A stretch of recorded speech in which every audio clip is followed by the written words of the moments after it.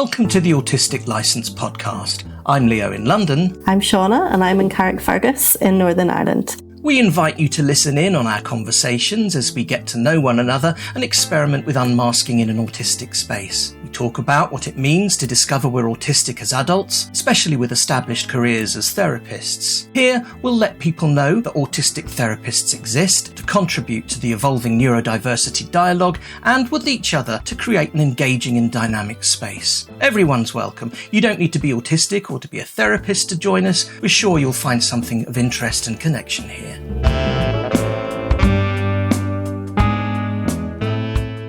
I have got a therapy-ish question. It's a real question. Okay, go. Which is just about the Jungian Sandplay.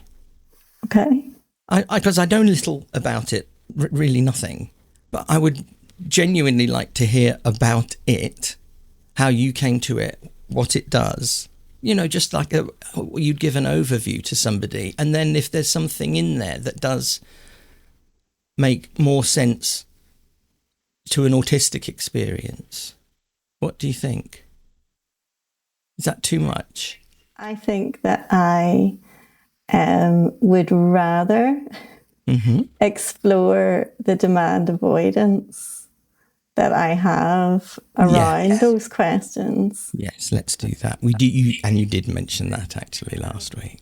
Yeah. And it just, I don't know exactly why. And like, I mean, I'll often get demand avoidance about a question, but it seems to be like coming up between us, that every time that you ask that I'll talk about my practice, then it comes up really strongly. So we can explore what that is, because I don't really know what that is.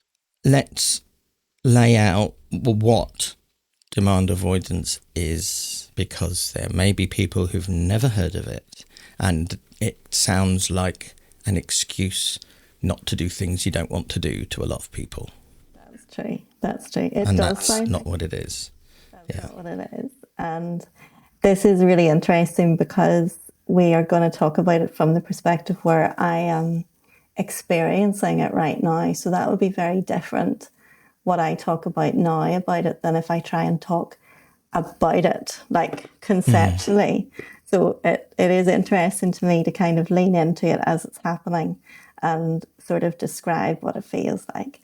But you're right, let's start with some kind of an overview of what it is. Do you want to do that? Yes.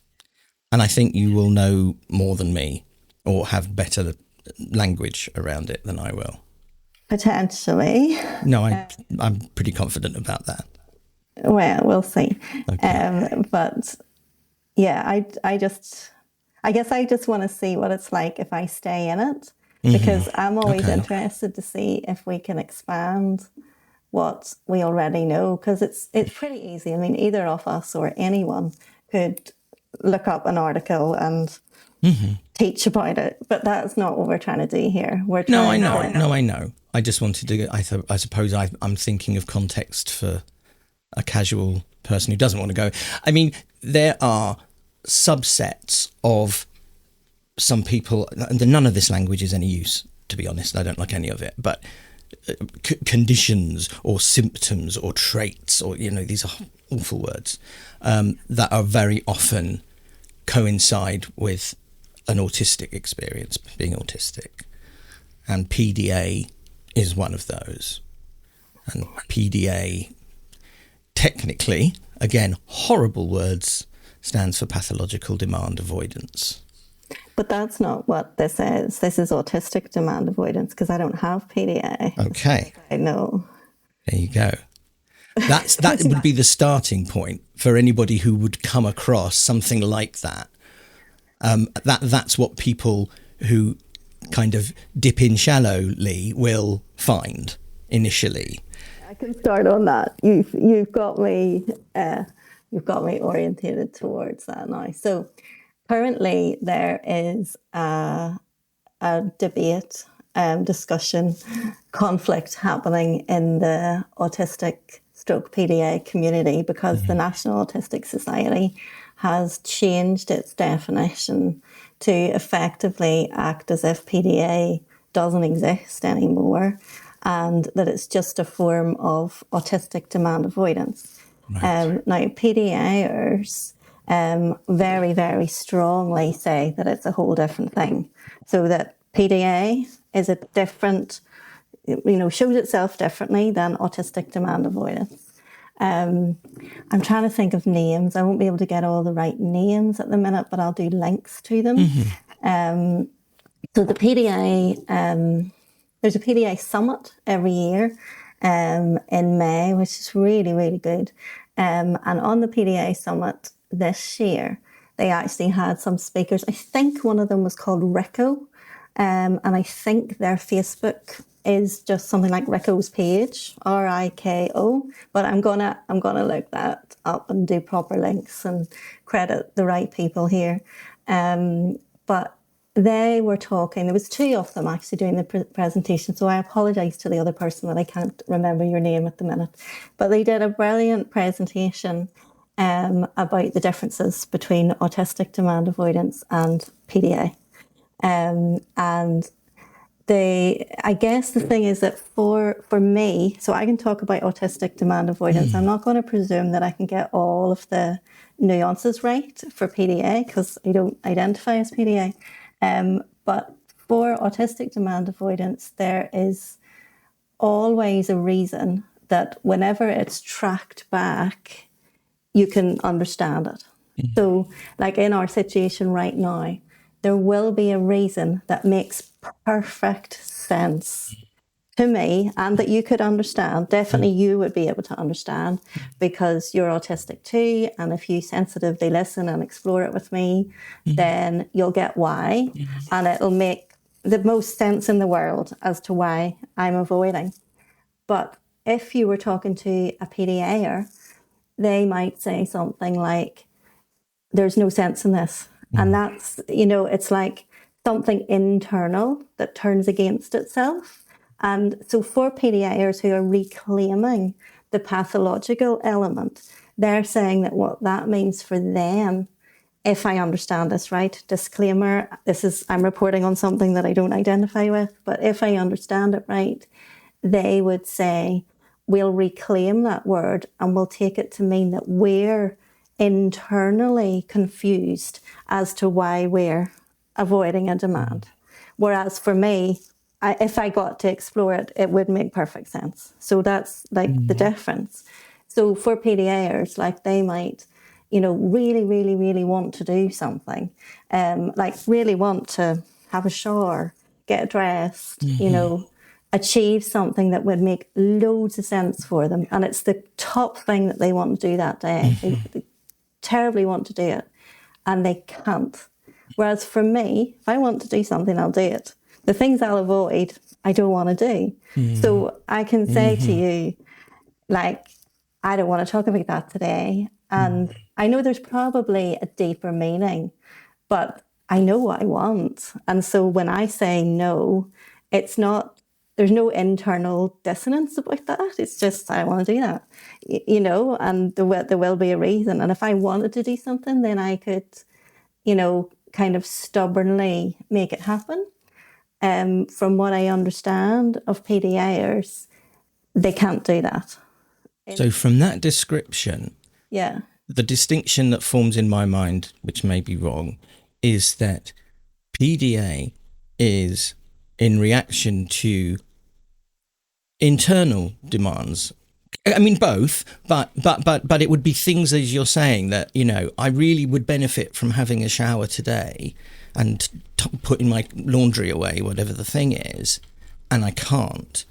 Whereas in the autistic demand avoidance experience, that would be about largely would be about externally imposed demands, because from your description, it wouldn't make sense that you would demand something of yourself that you didn't want to do, and therefore the differentiation is that, I don't know.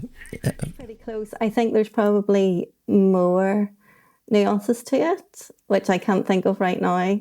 But yeah, in really basic terms, now PDAers would also react against external demands, like definitely, but I think maybe for me it's mostly external demands. Like if internally I make a demand of myself, like I say, you really ought to do the laundry, I can easily override that and go, I don't want to.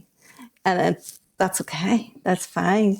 I'm not going to experience any real discomfort over that. If I tried to should myself into doing something, I might be a bit pissed off, but it wouldn't, it wouldn't cause like the kind of internal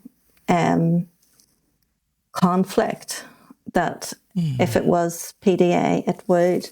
Now, it's unfortunately named because the people who named it were not understanding the internal and were just acting like these people don't do what they're told, that sort of thing.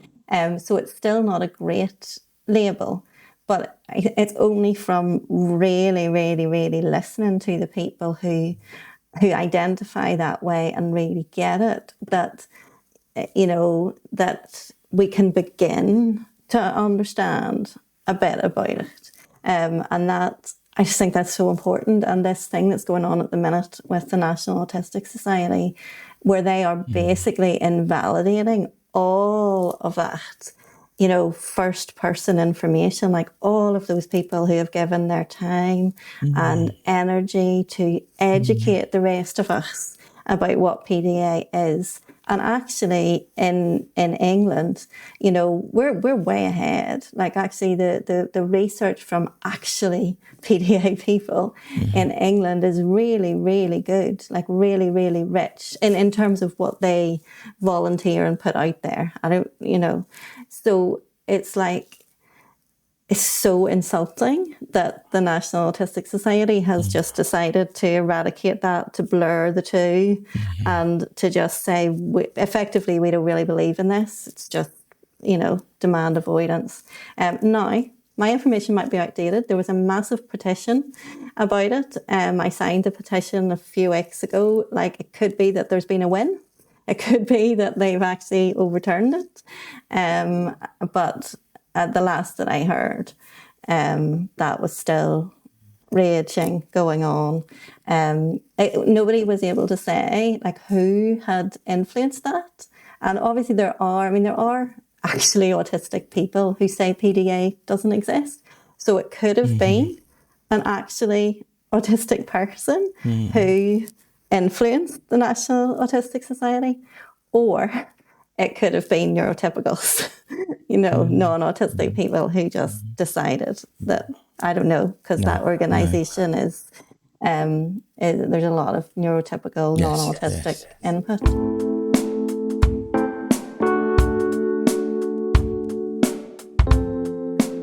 Hi, this is Siana. I'm doing this on Sunday, the 21st of January. So this is an additional edit. The recording that you're listening to today was actually made at the beginning of December. We've kind of brought it out of the vault for release now because I haven't been well, and so we didn't record a new episode this week. So I'm now kind of doing my research to check if there's been any updates to what I was talking about back in December. And I can see that at some point the National Autistic Society has kind of done some updates to their page about demand avoidance, but to be honest, it's minimal, nominal, and a bit wishy-washy. I've also clicked on the petition, which is still ongoing, and I'll definitely put a link to the petition for anybody listening. I'll put that in the show notes so that you can have a look and decide for yourselves and read up about it. But the petition was edited on the 8th of December. So I guess that this was kind of in response to the National Autistic Society making some changes, but not enough changes. So I'm not going to go into everything that it says, but feel free to click on that and update yourselves. There is still work to be done, because it's causing confusion, kind of probably going to dilute services, because many schools and other organisations are going to refer to National Autistic Society's take on these things. And therefore there's going to be influence that's going to come from them not taking this article down, not taking these definitions down, and invalidating PDA's actual lived experience. So is it okay for you to tell me a bit about what your experience is? Today, that's what I want to explore. Yeah. Like, why do I not want, like, why whenever is it just because you've asked me that question several times and I'm just not happy that you keep asking it? Or what is it? Or is it because it's, there could be something about where I want to get it right, like something like that. I want to get right because I'm scared that someone will come along and say, okay, you think you're speaking for this professional body, like you're saying, like I'm registered as a Sandplay therapist with an association called AST, which is Association of Sandplay Therapists. So it's an international body, and I had to go through an accreditation process, but it's registration to get that. So that kind of means that as long as I do consultation through, an approved person for that work, that I'm practicing in a specifically Jungian way in line with all of their principles. Anybody could do Sandtray. Anybody can get a tray in their office and get figures and, do whatever they want. But there's a specific kind of way of being and way of holding and containing the work that is specifically called Jungian Sandplay. And it's kind of, maybe not officially, counselling's not regulated either, but technically people aren't supposed to say that they're doing Sandplay unless they're trained through a body. But we're talking specifically about the UK here, which is one of the few places in the world where counselling and psychotherapy isn't legislated. These aren't protected titles, so there's good self-regulation, but it's not. There's nothing to stop anybody labelling themselves that. They wouldn't be breaking the law. That's right. They'd probably find it difficult to get work. But I think it's we know from stats that we're talking to people outside the UK as well. Okay, cool. It's really good that you fill in the gaps of the things that I don't notice that I'm leaving out. So in terms of Sandplay, my organisation, another couple of main organisations for it will kind of protect that title, and it's generally seen to be that you can't really say you're doing Sandplay or doing Jungian Sandplay unless you're trained through those organisations. And so a lot of people say that they use a Sandtray, or they work with a Sandtray or something like that. Or they do integrative Sandtray or something. And that does tend to happen because people also don't like the word play. So people will opt will kind of think, well, why would I want to use Sandplay? Because it sounds like it's for kids. But actually, it's a very specific reference to the place in our brains that we go into whenever we do the deepest kind of healing work with like the limbic area of the brain. You're getting me to talk. Well, no, you know what I was going to say? And then I thought, no, I mustn't stop her because she's talking about the thing and it's... Yeah. I don't know if you're uncomfortable or not. I'm going to check in with you now. But I noticed that you are talking about the therapeutic work, and not about the avoidance of wanting to talk about the therapeutic work. Yeah. And you know, it's choice, of course, and I don't want to interfere with that. Yeah. But you said at the beginning that you wanted to explore what the avoidance was. Okay, so that came from me saying that maybe I've got a concern about, let me get it right, about like saying something out of turn. Like, you know, so then I think that because I went into that big long-winded bit that you helped me with about regulation and like, you know, the use of certain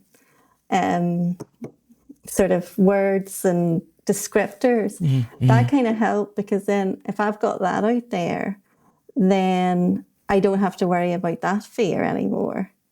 And there's a little micro version of that that's going on for me right now. And I think I absolutely will. And I think that people will make I would, if I were listening to this, I'd make the assumption that we were being very careful with what we said and what facts we deliver, because this is a podcast and it's public. But it's not. I am like this in one-to-one as well. I need to make sure, autistically, that the context is laid out clearly and that I'm not going to be misunderstood. And the little thing that's been turning around maybe it's not so little, been turning around in my mind since my interruption on UK legislation is that I said, we have good self-regulation here. And I now want to say we have fairly effective self-regulation. I've been torturing myself for the last few minutes with my use of the word good, because that might give an impression that I have a position on whether we need, you know, legal protection, and that people might have an opinion about that. But it's not. But if I was talking to one person, I'd be as specific, I think. And there's the anxiety that we carry all the time about being missed and being misunderstood or misinterpreted. Brilliant. Yeah.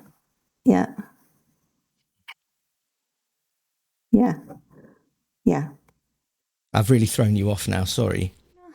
You haven't thrown me off. That was really, really, really good. You circled round to some of the really important aspects of all of this. So is it demand avoidance, or there is, let's separate it then, because we're not really talking about demand avoidance anymore, but I think that, you know, it must be in there somewhere. But let's just follow the thread of where this is going and see, if demand avoidance comes back around to it. So if I have, and you said like in general, because this is a podcast and obviously going out there, people can listen to it again. They can say, oh, I don't agree. What did she say? You know, what did he say? Oh, you know, and then like it just, I get really scared about that, you know, and kind of go, no, I want you to hear. And, you know, I guess in one-to-one, if we're having a one-to-one conversation, we could say, you know, tell me if you need me to clarify any of that, you know, did that make sense? You know, is there anything that wasn't clear? Is there anything, how does it land with you? You know, all of that kind of way of talking. But also because, like, I'm really clear that what we're doing here is not training and is not meant to be like authoritative or taking a position or, you know, and I'm like, actually, in some ways, it, you know, if someone asked me that question and I was prepared because, I don't know, I was being, I don't get interviewed all the time, but imagine I was being interviewed, then that would feel really, really different. But there's something in me, so maybe this is a demand avoidance, there's something in me that reacts against you asking a question like that, because it's not the kind of thing that we would normally talk about. So there's something, now that makes sense to me. There is something about artifice then Does that make sense? The artificial, that it's not some congruent, genuine. Yes. I mean, you know that my curiosity is genuine. We know, we mutually know that, but that it's in some kind of way manufactured for a purpose, and that doesn't necessarily something that you would then lock into in a meaningful way. Because, okay, so like, you know that I have always struggled with the idea of like that we could plan what we're going to talk about, or, you know, because I don't want anything to be fake. I want this to be that we just chat, and if something comes out that feels like it could be of interest to a wider group of people, then we put it out, and that's what we've always done. And so I guess that there's some kind of a activation around whenever you've asked a question like that makes me go, would we be talking about that if we weren't doing a podcast? But then I know that you're saying that you are really interested, but maybe it's got associated in my head with, it's a kind of a stereotype, isn't it? Like it's like, okay, you start a podcast and you talk about your work and you use it as a platform to, you know, become known as someone who knows something about such and such. You know, like a lot of people have podcasts where, you know, they probably they've prepped themselves and, you know, they know what they're going to say. And we don't do any of that at all. No. And there's, you know, so I guess I react against that. So there is the demand avoidance, actually. There's that is the demand avoidance. And that's where it makes perfect sense to me when I say it like that. Because it's like, I don't want to do that. And I'm going to get on my current kind of hobby horse, which is about this sense of dialed down competitive ego in an autistic experience. Oh, yeah.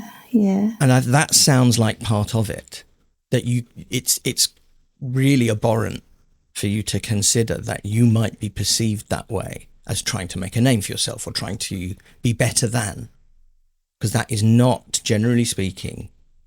We talked that this is, you know, I know I'm cycling back to something we said last time exactly about that. There's ego, but it's not competitive, and that's really, really uncomfortable. Yeah. Having said that, I'm really aware then that we both simultaneously interrupted you when you were actually talking about something that people now might want to hear the rest of, which is about which is about the Sandplay therapy at all. Oh, I thought you said before. Sorry, I mispicked up something you said before, that a lot of people don't like play. Okay, a lot of people don't, but I do. Okay, then that's the only preference I'm interested in. Okay, I apologise. I might even edit this bit out. I'm quite embarrassed. Yeah, people might kind of think, okay, so he's completely missed the point. So my point is that people who maybe aren't trained, but who think it might be a nice idea to bring a tray with sand into their office, get some figures and see what happens, they would probably not want to call it Sandplay, because they feel like that'll put people off, because people think it's play therapy. But actually, like, that's kind of missing the point of why it's called what it's called, because it's like a much wider concept of play, where the place that play is in our brains is the same place as where our memories are, our emotions are. Like it's your limbic area of brain rather than your prefrontal cortex.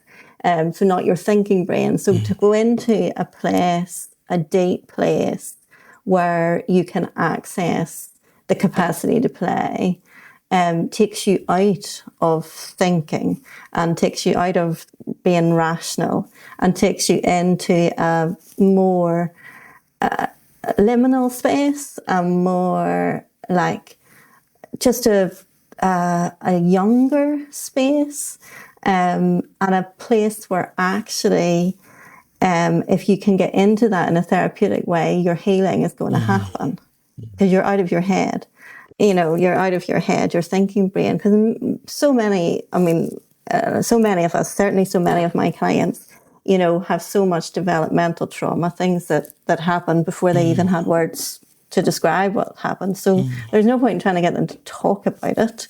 But if we can go into a really safe, contained space where those kind of feelings and emotions that are only remembered symbolically, or in image or in senses.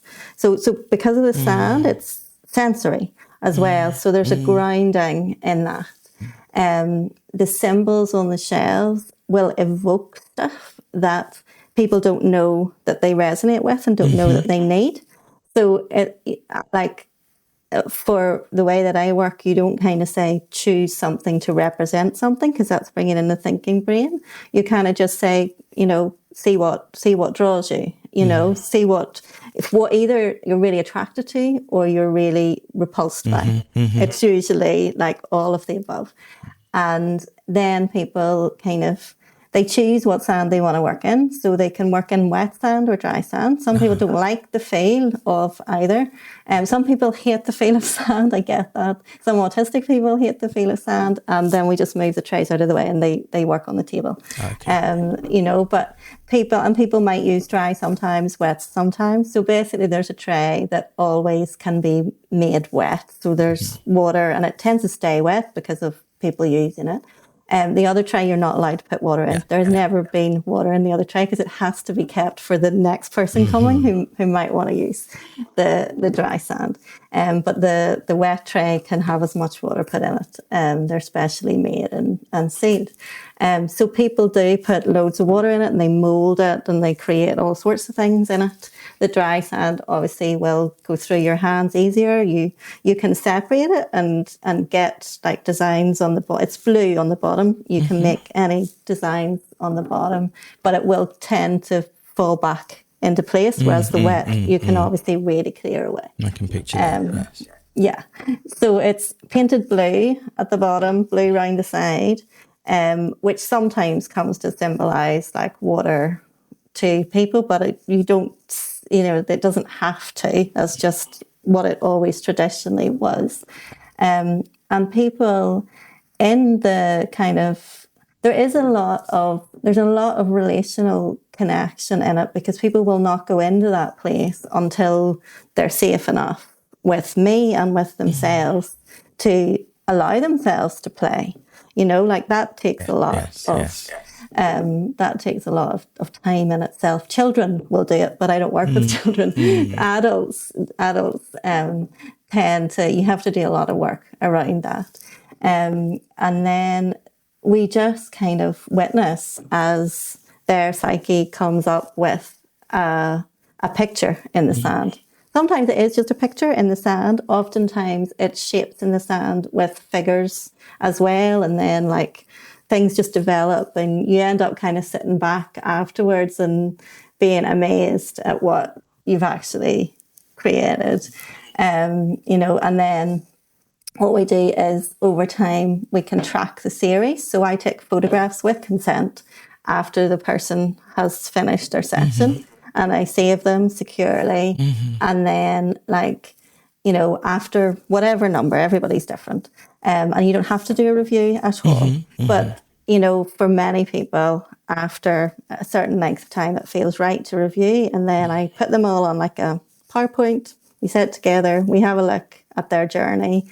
And oftentimes at that point, things just click. So normally when you're doing it, you might get something and you get a felt sense. Yes. So at the time you get that sense of, something's shifting, something's happening. I feel such and such in my body, things like that.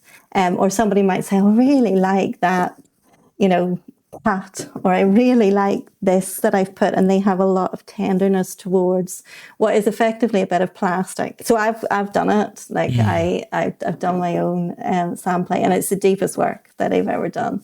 And you know, you just end up utterly mesmerized. Like it's like a transcendent kind of thing at times whenever you do it, and it's just like how did this get created, that it shifts this, or there's figures, or there's constellations that come and figures with relationships with each other in the tray, and you go, I know there's something going on there in that corner, and you just have to sit with it and relate with it and let whatever happens, and then you have to put it away. So I've done that sounds hard.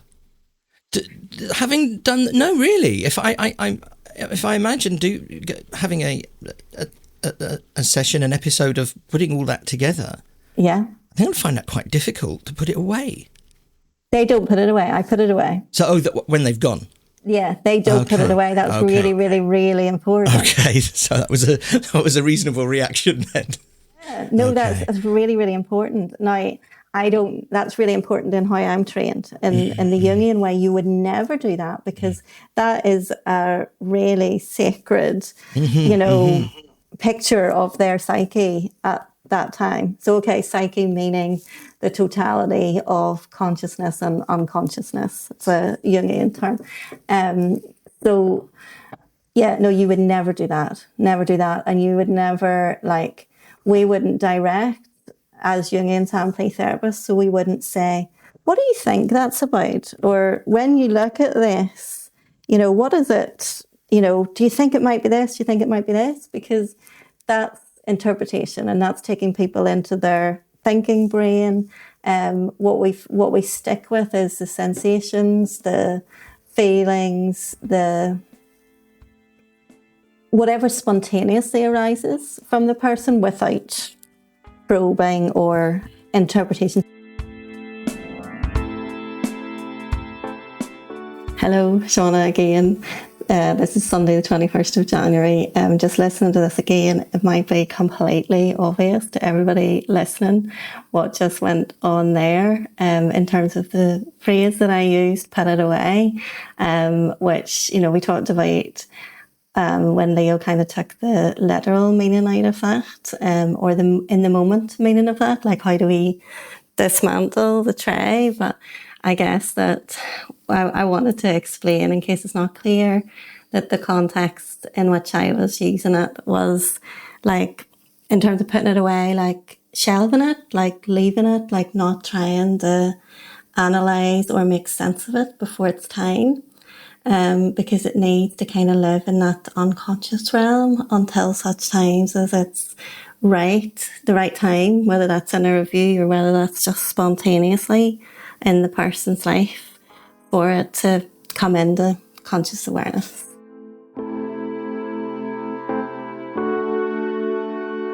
So then what tends to happen is when you get to review stage, that it will have come about, it's the right timing. When the person sees their trace again, they know what a lot of it's about. And it may or may not be anything that I've thought. That really doesn't matter. No. It doesn't matter if I've wondered about it or not. What's important is that they come to it at the right time, because you don't want to push that too soon. The reason that the psyche is choosing to do it like this is it cannot be conscious just yet. But then there will come a time, and there'll only come a time when part of it comes conscious. You could then go back again another year later and there might be more. So yeah. Thank you. I see you winding up, and I've got, so I got really conscious. I know, I saw it, and it's that I saw it. But thank you. And what I've got now is a couple of specific questions that came up while you were talking, and I'll ask them of you, and you do what you will with them, which might be nothing. But obviously, what I was thinking of as you were talking as well was how you either experience or see or think about the intersection of that kind of work with autistic people particularly, and what might be specific about that. And a couple of things that you said was about that you work with adults, and so unlike kids, they can take a while to get into that mode because most of us don't access our life of play anymore or past a certain age. But what I wondered was, my guess was that I wondered if autistic people get there quicker. I think anecdotally that they do, yes. Okay. I think that we can access play. I agree. Or whenever we're in a space where we feel safe, and yes. So if I'm autistic, I'm out as autistic, and they're there with me, and they have permission to be themselves, then like from the get-go, you have fidgets and things like that they might bring or that I have, and it's not that far away to kind of go, well, we go and play with the sand, it kind of fits. Whereas non-autistic people, it's just they don't play with anything, they don't. That's. I mean, I've done brilliant work with neurotypical people in the sand. It's not that it's not accessible for neurotypical people. But yeah, I do think that autistic people, there's just a permission to be themselves, and we go into our child selves regularly. Yes. If we're free enough to do so, if there's an environment that allows us to do so. So yeah, I think it's particularly accessible for autistic adults. Many people who do the training are play therapists, and they work with children, which I think is great, and also a real pity, because adults really need this. And people are turned off because they think, why would I train in Sandplay? I don't work with children, and they, that's a really good point. And like on my course, there was one other therapist and everybody else was play therapists, and they might occasionally take an adult client, so they might get approached by one adult client. But basically they integrate it into their play therapy practice, and that's who gets the benefit of it.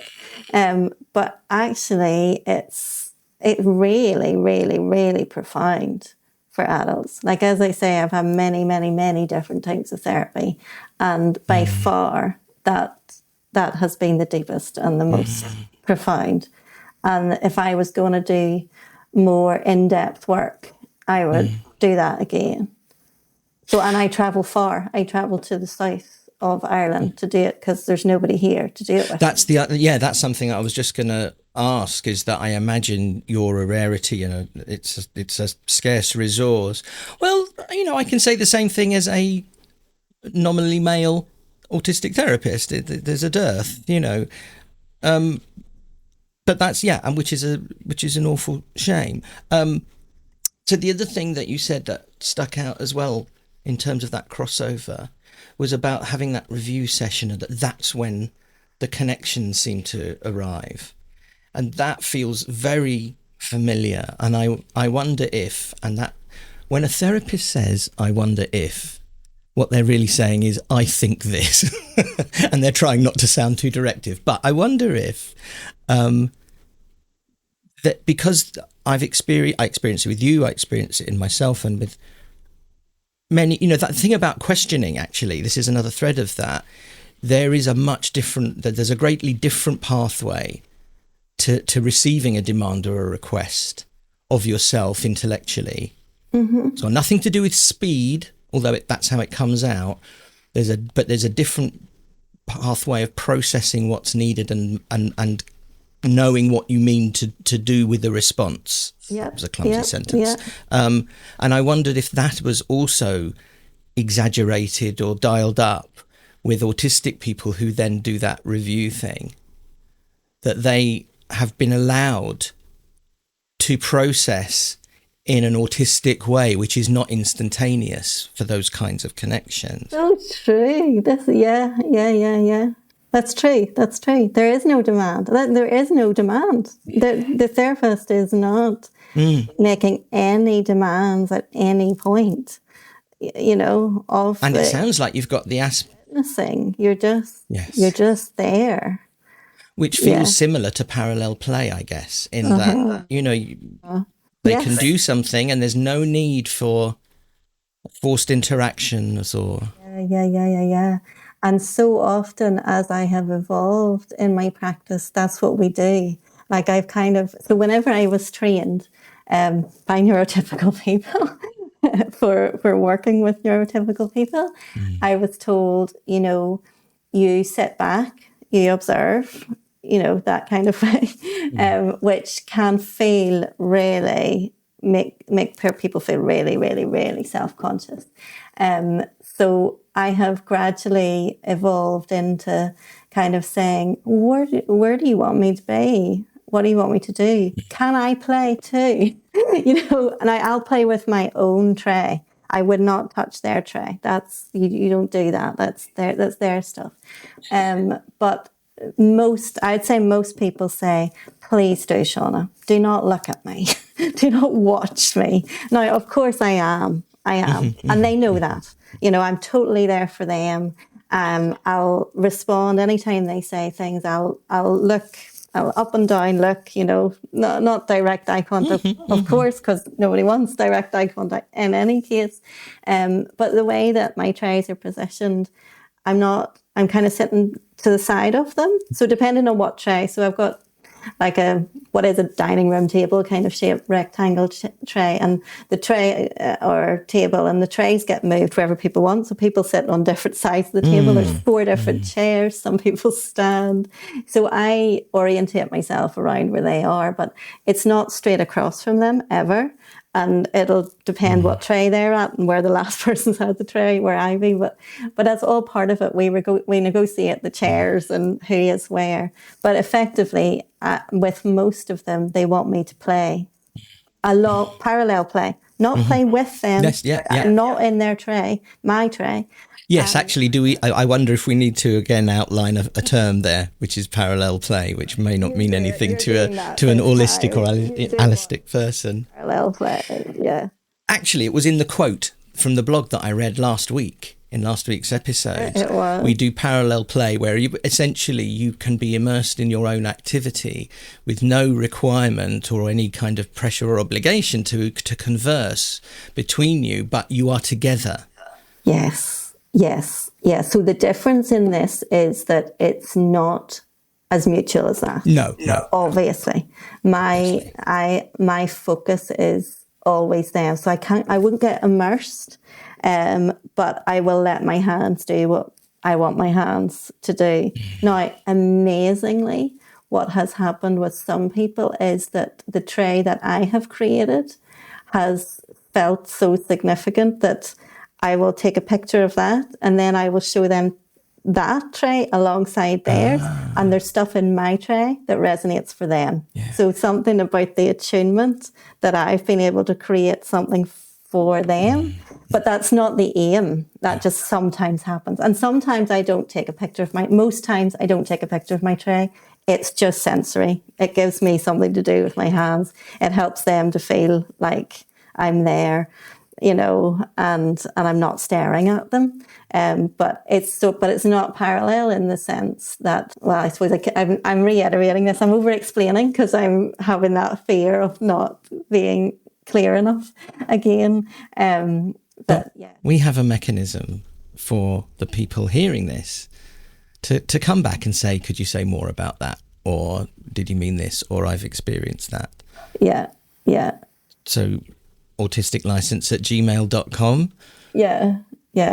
What does it, I'm curious about what people hearing this, how it's resonating with them or what experiences they've had of this. If, like me, what I'm experiencing now is a rush of enthusiasm to know what that's like, to try. Yeah. We are coming close to time. Yeah. That was quite... Now, okay, there's a therapeutic opportunity here, isn't there? Or a curiosity opportunity about how you started, how you came into this conversation today, talking about the resistance and avoidance of wanting to talk about that work to me. Yeah. In the way that you've ended up doing. And what's it like on the other side of that now? Well, because you have the skills that you have, and we have the relationship that we have, I was able to explore all of that through in a therapeutic way, so that it addressed all the fears, and your pacing was good. So, like, both of us kind of realized at one point, that I guess I was talking about the thing that I said I didn't want to talk about. And then it almost like we went back then to check. It's like checking consent to continue, or checking that it really is okay, and not kind of taking advantage because for some reason you might just want to know the thing. So I really noticed that, and I think that is good therapy.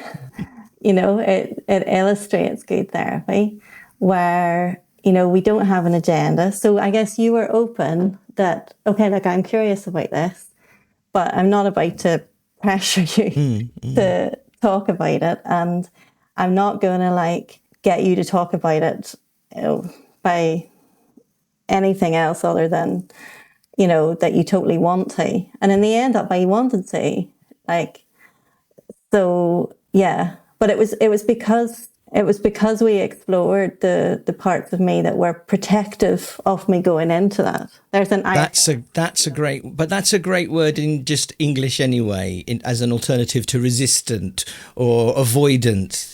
Protective, lovely. Protecting myself, and that's where I said at the beginning, like, the demand avoidance will make perfect sense once we explore this. I don't know why it is, but once we explore this, it'll make perfect sense. Yes. So, like, there's an integrity in it. That's not like a conflict that I can't explain. Like, me and you both understand it now.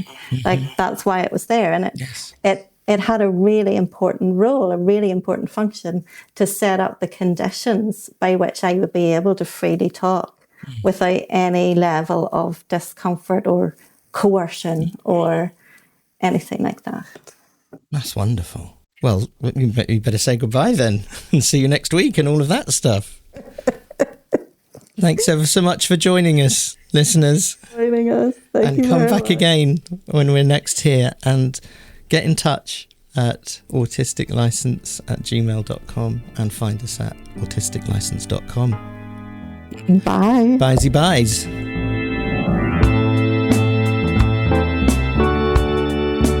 Thank you for listening to the Autistic License podcast. We're very open to feedback and suggestions for future topics. You can connect with us via Instagram, Facebook at autisticlicense.com, or email autisticlicense@gmail.com. If you're interested in therapy with an autistic counsellor, you can visit thrivingautistic.org.